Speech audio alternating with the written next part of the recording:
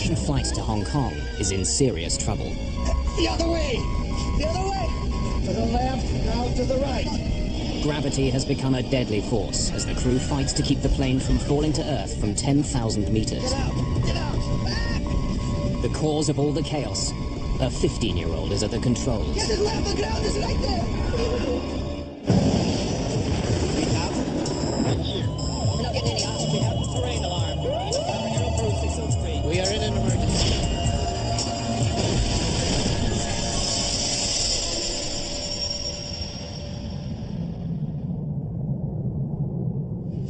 Come and sit in this seat.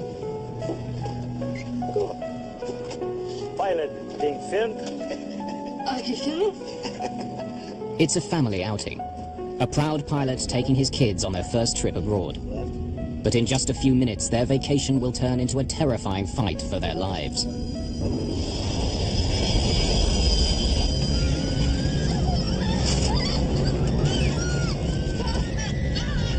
Hold the control column. Just hold it. Back, back. Investigators would be amazed. How did a 15-year-old kid end up in the pilot's seat flying a brand new passenger aircraft? The other way. Back.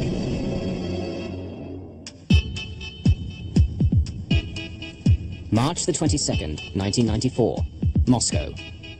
15-year-old Eldar Kudrinsky is going abroad for the first time.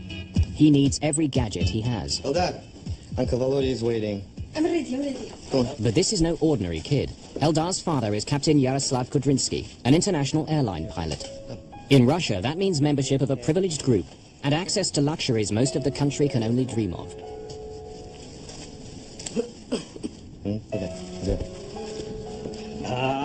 Captain is here. Now we can take off. Hello, Uncle Volodya. Hello. Aeroflot allows pilots' families to travel once a year at a discount, so Captain Kudrinsky is taking his children on a 4-day holiday to Hong Kong. Mom, it won't all fit. Everybody would think we're going for a year. Where is your daughter? Listen to the music in a car. By the time they're our age, these kids are going to be deaf. What? Deaf. Pardon? Captain Vladimir Makarov, Volodya to his friends, is an Aeroflot pilot too. He's also going to Hong Kong on holiday and will be keeping an eye on the kids during the flight. Mrs. Kudrinsky is only going as far as the airport to see them off. Eldar, Yana, promise you'll call as soon as you get there. Volodya, you will make them call me? Yeah. We'll call it as soon as we can, okay? Come on, come on, come on.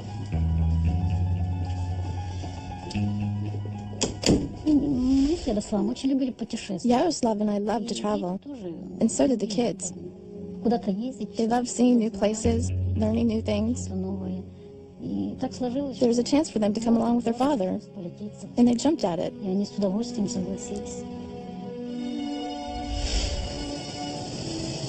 Eldar and Yana aren't the only ones boarding Flight 593.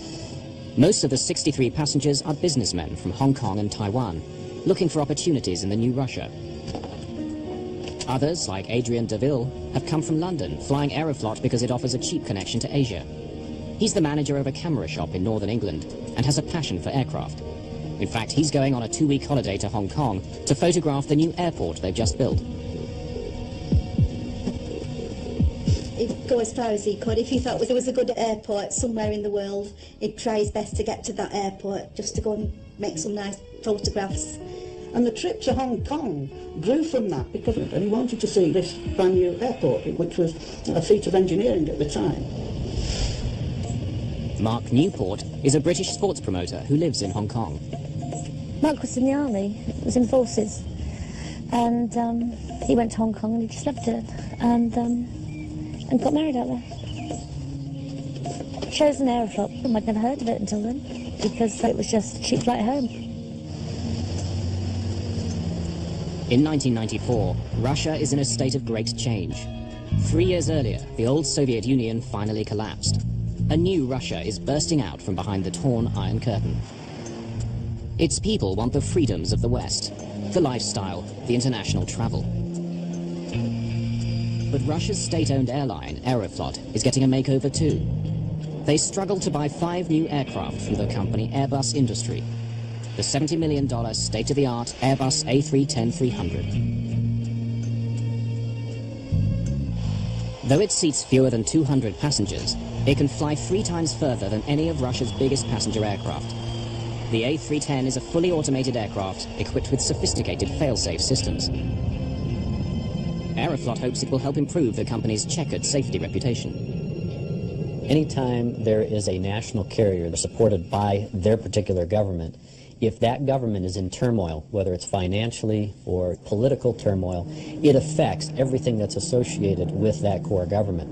Aeroflot is a national carrier, and so there's always the perception that they may not have had the monetary resources and the wherewithal to be a very structured carrier with a lot of oversight to ensure a high level of safety at that time. Aeroflot has created a new, prestigious division around the Airbus fleet, Russian International Airlines. Pilots wear special uniforms, they fly state-of-the-art planes, and travel to the world's top destinations. RIA represents a new, modern Russia to the world. After collapse of the Soviet Union, Aeroflot, still controlled by government, was forced to look for profits and develop a network which would be commercially justified. For Russia's premier airline, Aeroflot handpicks an elite corps of first-class pilots. Each of them has thousands of hours of flying time, impeccable safety records, and fluent English. They're given special training by the manufacturers of the aircraft Airbus industry. The airline had around 3,000 pilots at that time. Only 16 men were to be sent to be trained first. Only the best of the best made it. Kudrinsky and I started working here at Sheremetyevo at the same time, and naturally we first got acquainted simply as neighbors. Then we found out we were both pilots. Later we both trained for the A310. We studied together. I remember how hard it was for them to master it, because the technology was quite different. So they were working very hard, but they all got through it and started to fly.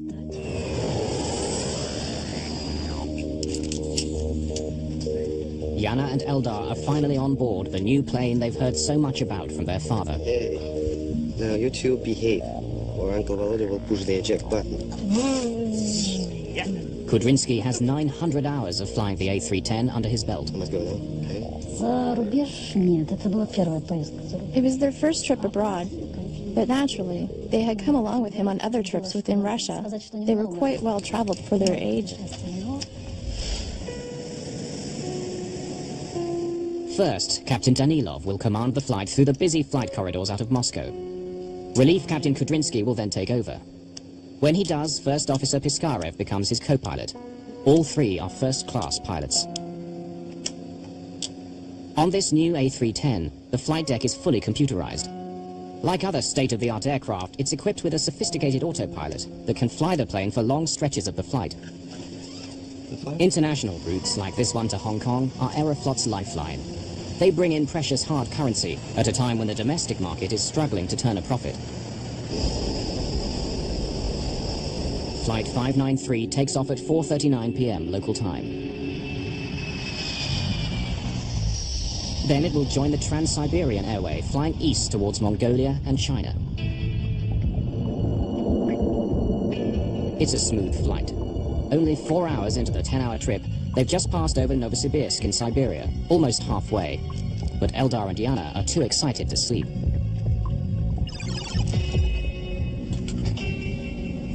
Having negotiated the busy airways out of Moscow, First Captain Danilov takes a rest break. He hands over control to Relief Captain Kudrinsky, who now becomes acting captain for the next leg of the journey. You have control. I have control.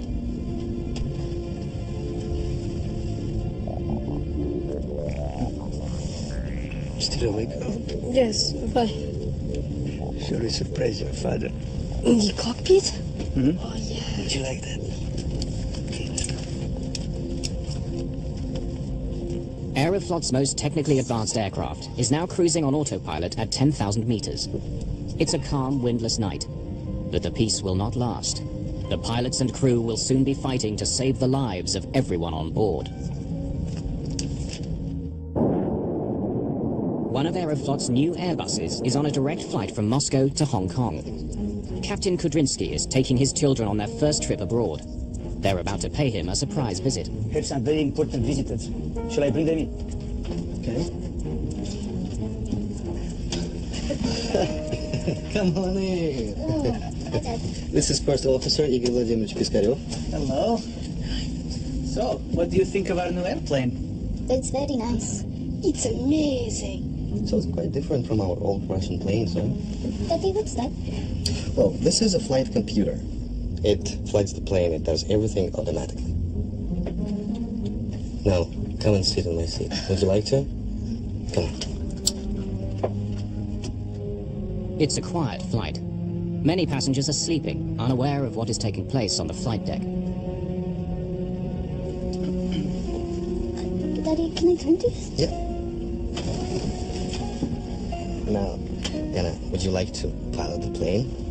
No. Put your hands on the control column. Come on, go on. But, you know, don't touch any buttons, okay? Especially this red one, autopilot switch. You don't touch it, all right? Kudrinsky turns the heading select knob. It doesn't disengage the autopilot, but allows him to turn the plane slightly to the left. It makes his daughter think she's flying the aircraft. The artificial horizon shows the plane is banking slowly left. This instrument is vital when you can't see the ground, as it shows the pilot how level the aircraft is in relation to the horizon. It was you. You turned the plane. Kudrinsky now puts the aircraft back onto its preset course, while First Officer Piskarev radios local air traffic control with their position. Novokuznets, this is SU-593, flight level 330, heading 105. Flight 593 is now over 3,200 kilometers east of Moscow, near the middle of Siberia. Sierra Uniform 593, Novokuznetsk, flight level 350, heading 105. Sierra Uniform 593, estimating Zakir at 1759. Now it's Eldar's turn at the wheel. He's been waiting a long time for this moment. Pilot, being filmed? Are you filming? Yes, I am. Can I turn this? Yeah, but if you turn it to the left, where will the plane go? Left. Right. Look out to the left, watching for the ground when we're turning. Eldar finds the control column quite stiff. It seemed to move easily when his sister was doing it, so he tries harder. But he can't make the plane turn because the autopilot is keeping it on course. Is the plane turning? Suddenly, the column turns easily. Wait. Is the plane turning to the left? Yes, it is. Set the horizon to normal for him. Once again, his father switches the heading select knob back to its original setting, ending the turn and Eldar's illusion of flying the plane. Captain Kudrinsky then selects navigation mode. It tells the autopilot to put the plane back on course to Hong Kong. Dad. But Eldar is still holding the wheel to the left. It's become stiff again. Can I go back to my seat? What for? You'll only go to sleep, and don't run in the first class. They will fire us. Eldar now turns his control column slightly to the right, enjoying his time at the controls. Well, I am going shopping on Temple Street. It's a famous market that only open at night.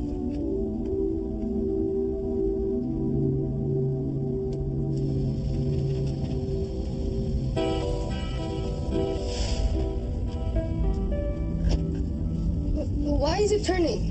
Is it turning by itself? Yes, it is. It's been just over 3 minutes since Eldar sat down in the pilot's seat. The plane is tilting sharply, a turn that's getting steeper every second.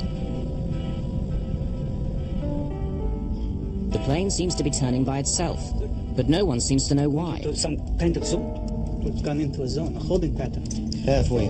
Of course we have. An arc has replaced the straight direction line on the screen. The arc looks like a plane in a holding pattern around an airport. As they study the screen, the plane continues to turn. It's now banked at 45 degrees, which is steeper than what it was built for. Suddenly, the command bars disappear from the primary flight display. The crew no longer have any information about course or heading. The plane is flying at 650 kilometers an hour and banking hard. Like a quick turn in a sports car, the dramatic movement of the aircraft begins to push everyone into their seats. Guys!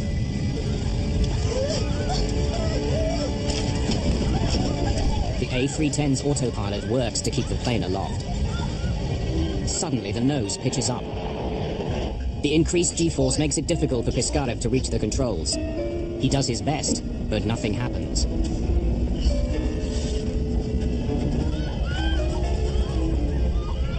Piskarev's hard turn to the left has had no effect on the plane. Hold it. Hold the control column. Eldar is the only one with both hands fully on the controls. He can only follow the most basic orders.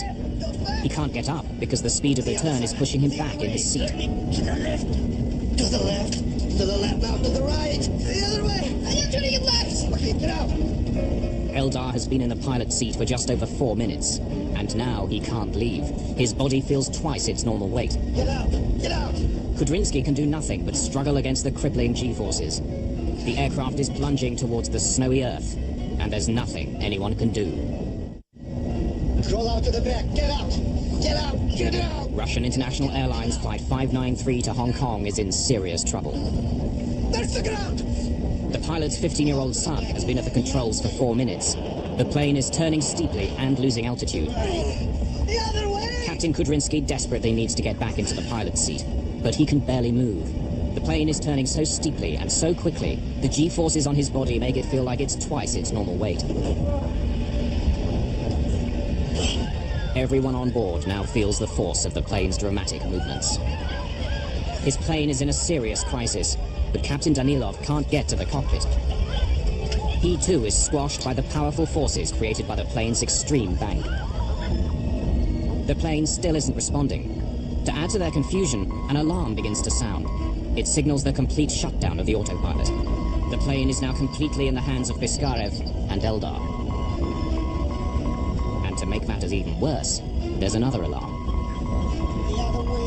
The plane is about to stall. An automatic safety system kicks in to keep the plane flying. It lowers the nose and puts the Airbus into a steep dive to regain speed. The plane dives at a frightening 40,000 feet per minute. For the people on board, it's like having an elevator fall out from under them. In just seconds, the heavy pressure of the high-speed turn is replaced by near weightlessness. As the plane suddenly drops away, it's now a very dangerous environment. People and objects that are not secured will land anywhere once gravity returns. They'd been flying at 10,000 meters, but now they're falling fast. Unless they do something quickly, they will hit the ground in less than a minute. Piskarev pulls back on the control column as hard as he can to bring the Airbus out of the dive. The nose finally comes up, and the aircraft begins climbing quickly. Gravity now returns with a shock. As the plane climbs, the rapid acceleration pushes people down relentlessly. The dramatic change in speed makes everyone feel 4 times heavier than normal. Meanwhile, First Officer Piskarev is still trying to gain control of the aircraft. Just leave us too slow. Piskarev has pulled the aircraft out of the dive, but it's climbing too quickly. The engines on the A310 don't have enough power to push it almost vertically into the sky. The airspeed drops dramatically. The plane strains to climb, but it's been pushed too far. As the force of the acceleration eases, Kudrinsky leaps into action. But Piskarev has stalled the plane. The nose drops into a corkscrew dive. Now the Airbus is twisting towards the ground from 6,000 meters at a breathtaking 70 meters a second. For the first time since the crisis began, captain and co-pilot can work together to save the plane. Full throttle, no? I got it. I have full throttle. Got it. Kudrinsky pumps the rudder, the vertical surface on the tail, to help break out of the spin. What's the spin? I don't see it. At last, the plane seems to be responding. Working the rudder, Kudrinsky has nearly stopped the corkscrew dive. Coming up. Coming out. Too much speed, he's back onto it a little bit. After a desperate struggle, the 2 pilots have managed to pull the plane out of its terrifying spin. They're starting to level out, but still not completely in control. We'll get out of this. Everything is fine. In all the chaos of the past few minutes, the pilots don't know exactly how far they've fallen. Suddenly they run out of time.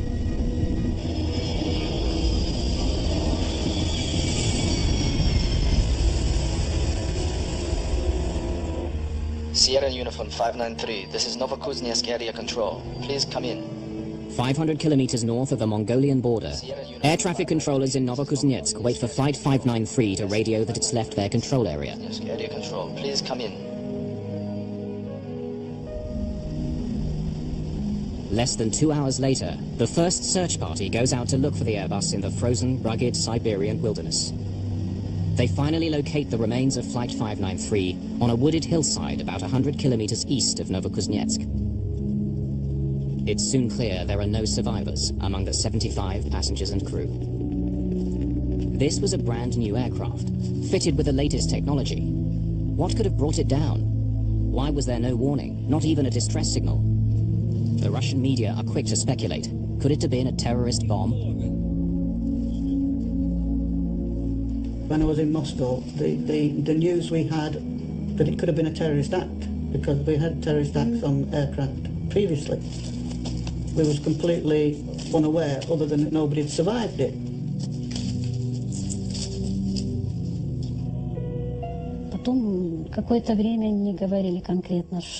For some time, they wouldn't tell me anything specific. And only on the next day, the airline director told me there was no hope whatsoever. It was a horrible moment, of course. Horrible. It's hard to believe.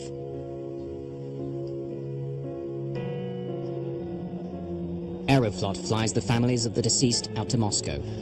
Among them is Brenda Clark, the mother of British passenger Mark Newport. We met my daughter-in-law there. They told us, it's cordoned off, we can't go down there. And she said, you can go down there, Brenda, because the Chinese are down there. They have to do rituals and things, And so she said, they're down there. That's when I knew they'd lied to me and said that it's cordoned off. And that's when I told them, I want to go down, and if you don't take me down, then I've done my lift. The authorities take them to where the plane crashed. Relatives of Chinese victims drop pieces of paper with messages written on them. Others throw flowers. Yeah, that was really moving. We had the flowers, they had the they wrote messages on it, I think, on these pieces of paper, and they threw them out. It was lovely. Yeah. The Russians take the families to a morgue in a town near the crash site, where the recovered bodies are being held. Many are too badly mutilated to be identified. They ask the families to look at recovered items of clothing to help identify the bodies. Brenda Clark finds her son's family photographs.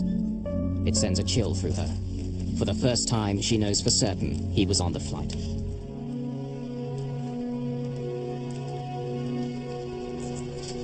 The recovery operation gets underway.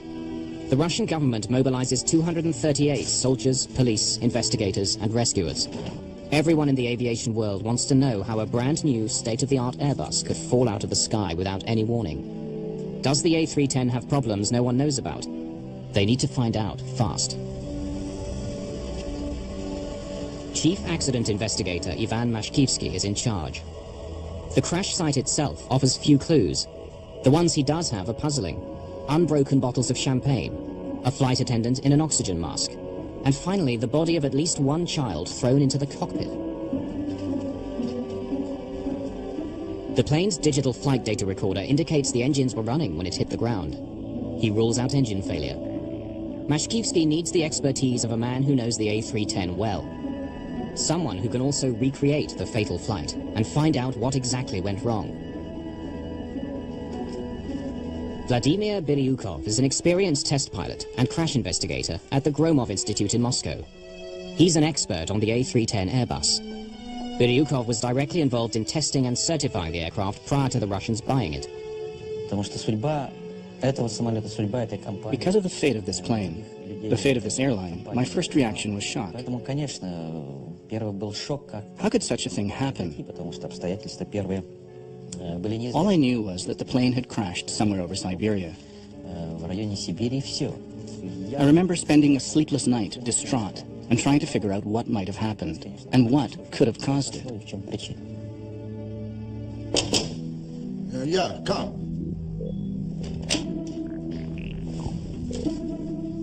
I think you should come and listen to this. Each investigation begins with a complete analysis of the plane's cockpit voice recorder.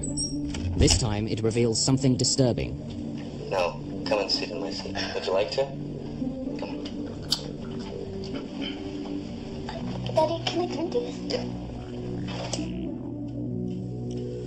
Kudrynsky was in the pilot seat, wasn't he?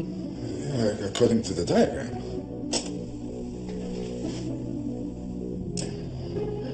Can I turn this a bit? Yeah, but if you turn it to the left, where will the plane go? Left. Right. Look out. Again. Can I turn this a bit? Yeah, but if you turn it to the left, where will the plane go? 10 years ago, it wasn't unusual for people to be invited up to the cockpit. Of course, since 9/11, it's become a lot tighter, and you will find cockpit doors are locked generally throughout the flight. Every country sets its own rules as to who has the authority or the access to the cockpit. In some countries, it's up to the captain, so the captain can invite guests up to the cockpit. But to have them actually manipulating the controls of an airplane, regardless of whether they have people on it or not, the fact that this was allowed to occur is definitely an exception in the industry. Can I go back to my seat? The two investigators are stunned by what they hear on the cockpit voice recorder. It's unbelievable. These two youngsters, the ones who we couldn't identify, they were not thrown into the cockpit by the crash. They were his kids. And they were flying the plane. The investigators are speechless. How could three experienced pilots allow children to fly a commercial airliner? They're about to learn something even worse. The children are only part of the problem. A little-known feature of the plane proved deadly. Why is it turning? Is it turning by itself? Turning to the left. The other way. The other way. To the left now. To the right. The other way. I am turning it left. Okay, get out. Get out. Get out. Get to the left. Look it out. It's right there. Russian investigators listen to the cockpit voice recorder of an Aeroflot Airbus that has crashed in Siberia. What they hear makes their blood run cold.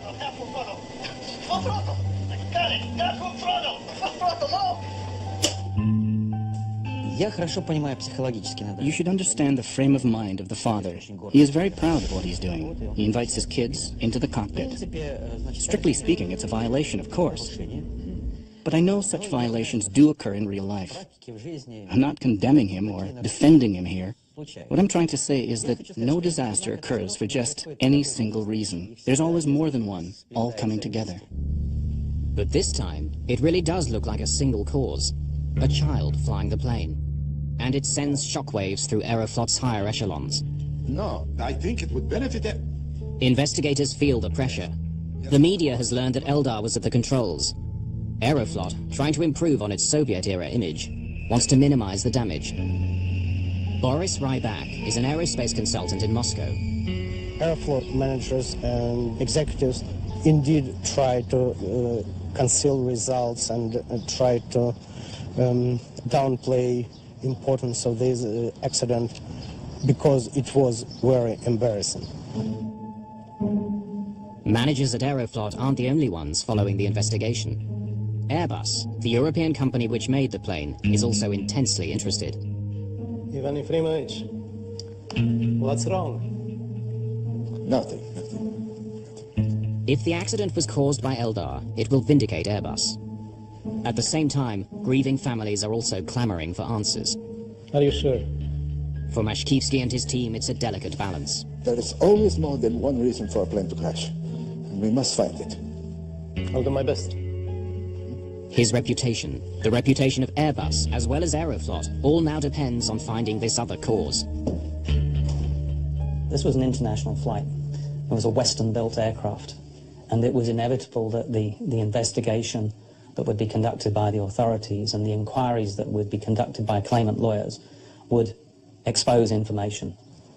At the same time, manufacturer of the aircraft, Airbus industry, was very keen to get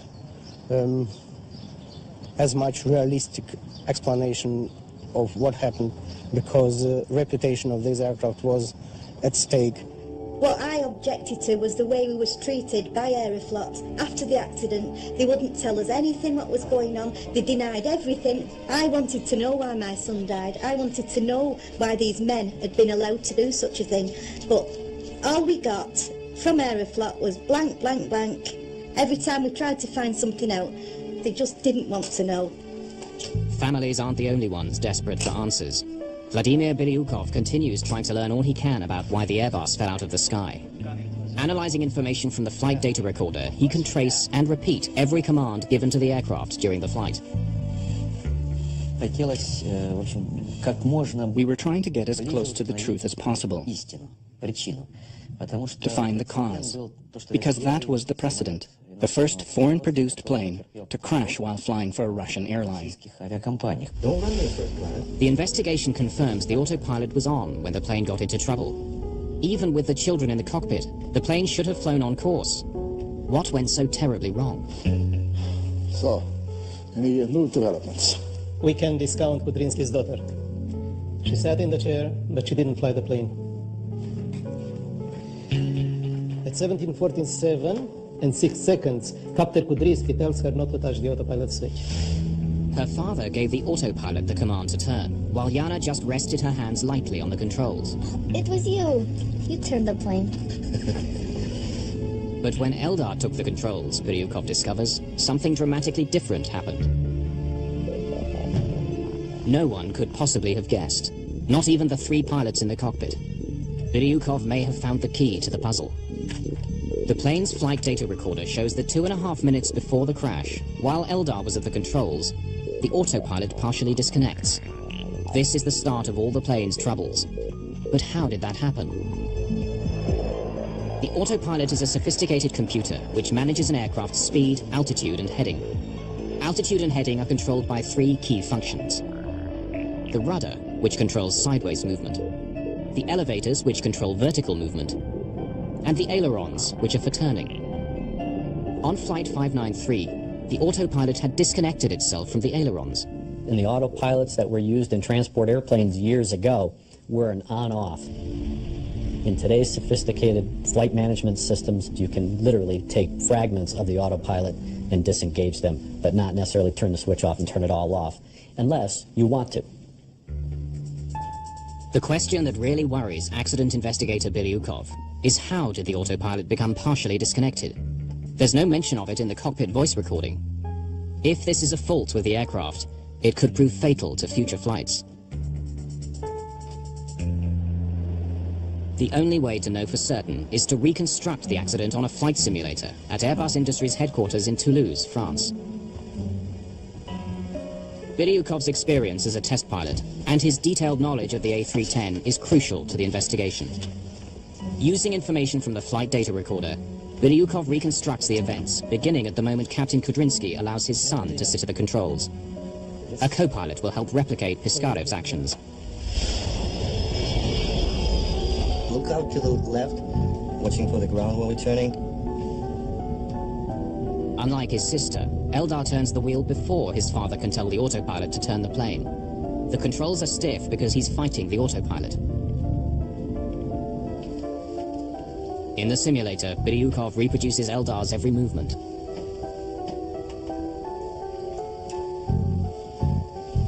Now it's starting to go.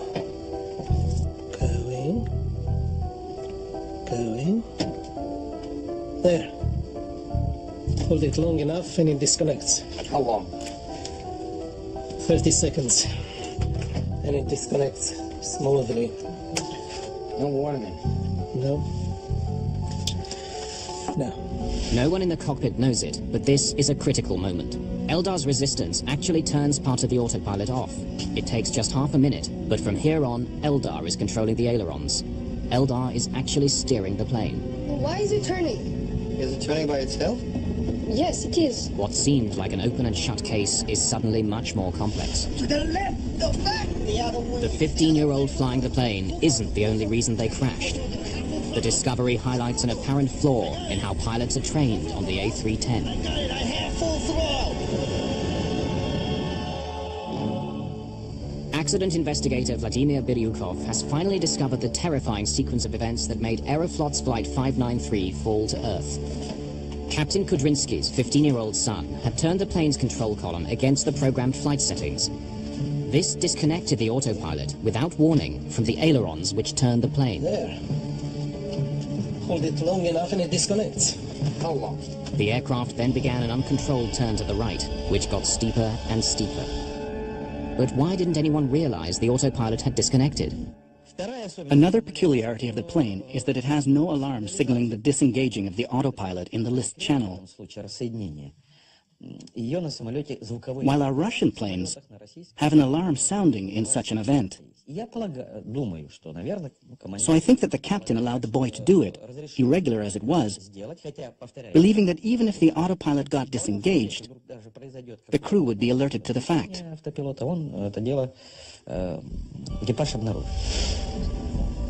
The A310 Airbus has only a small light to tell the crew the autopilot is disconnected. There's no alarm. And the Russian crew was obviously unaware of it. But there's also another reason why no one realized what was happening. The autopilot still appears to be working normally because it's controlling the plane's other functions. Although the plane is now banking, the situation isn't yet critical. At this point, if the crew takes the proper action, they can still stabilize the plane. Eldar is the first to notice that the artificial horizon is at an angle. Why is it turning? Is it turning by itself? Yes, it is. The three pilots don't understand this at all. After all, Kudrinsky returned the flight to its autopilot heading. Makarov offers an explanation. Going into some kind of zone. We've gone into a zone, a holding pattern. Have we? Of course we have. Increasing 1 degree per second. 27 degrees. Now we should be entering into the zone. What's that? A strange arc now appears on the navigation panel. It looks like the course a plane would take circling an airport waiting to land. There appeared an arc very much resembling the arc that appears on the display when a plane enters a waiting zone. There are waiting zones around airports. When too many planes accumulate, they enter such a zone and circle around while they wait. But there could be no such zone at that point on the route. And yet we hear in the voice recording, "Hey, we're entering a zone." This false holding zone distracts the crew for 9 seconds. In that time, the plane crosses a critical threshold. The Airbus is now banking at 45 degrees, far beyond its design limits. It cannot turn this steeply and maintain height. It's now losing altitude. Guys! But the Airbus autopilot is no longer controlling the ailerons. Its other functions try to compensate by pulling the plane's nose up and increasing power to maintain altitude. Passengers are pushed back into their seats. It's on the verge of stalling. It starts to shake like a leaf. Hold it! Just hold it! Part of the flight control panel now goes dark. It's a warning sign that the plane has gone beyond its design limits. From here on, the Airbus is out of control. By recreating the fatal flight, Biryukov has worked out how a lapse in judgment and concentration has resulted in a catastrophic crisis. But could the crew have saved the plane and its passengers? The pilots of Flight 593 tried to bring the plane out of its fatal dive by pulling up, but they go too far. The plane climbs steeply and stalls. We're losing altitude. Now we've started to spin, so what do we do?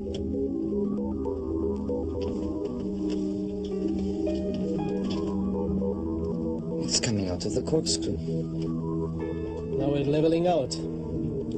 In a moment we'll come out of the dive. All they had to do was let go. The plane has an inbuilt survival mechanism which won't allow it to stall, even at very low speed. But the pilot has to know that. But the situation is totally new to them, something they weren't accustomed to handling. A stressful and incomprehensible situation. It would have taken special skills to act correctly in such a difficult situation. It was not the crew's fault, but their misfortune, because if a person doesn't know how to do something, because he was never taught to, you can't really blame him.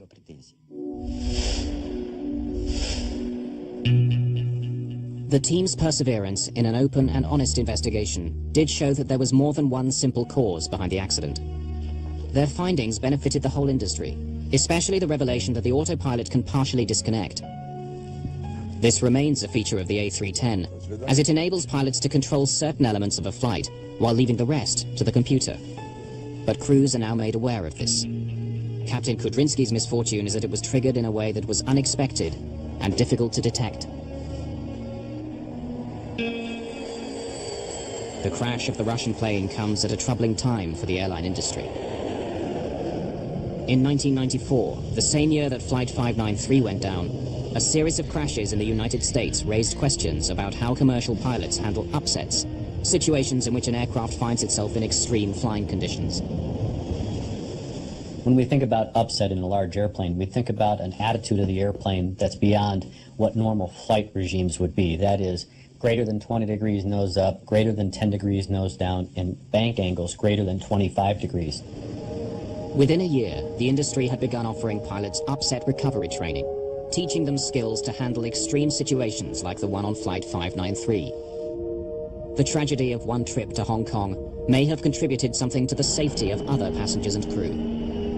For parents and friends of those on board, though, what happened that night is never far from their minds. Adrian DeVille's body was one of 22 that were never identified. Their remains were cremated together by the Russian authorities. In my mind, he was asleep, and that's the way I deal with it, and, you know, he didn't know much about it. The crew of the Airbus are buried in Mitinskoye Cemetery in Moscow, in a hero's grave, next to the firefighters who died at the Chernobyl nuclear plant. Yana and Eldar lie next to their father. Я представляю, может, не до конца, конечно, но я могу себе представить. I can imagine the horror they experienced in their last moments.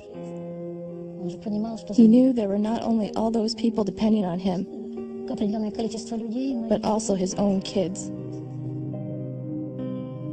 Да, нарушение. Да, допустим. Yes, it was a violation. Yes, he did it. But how it all happened, it was just a freak accident, a bizarre coincidence. Вы знаете, что I can forgive the pilot. I can forgive the children because they were innocent. This man was 39 years old, and for those 39 years he had an exemplary flying career. He had a family, he was proud of them, and it was the final 5 minutes of those 39 years that went awry. Yeah, children shouldn't have been allowed in the cockpit, I don't believe, but me saying that now won't bring Mark back, will it? But it might stop things happening in the future.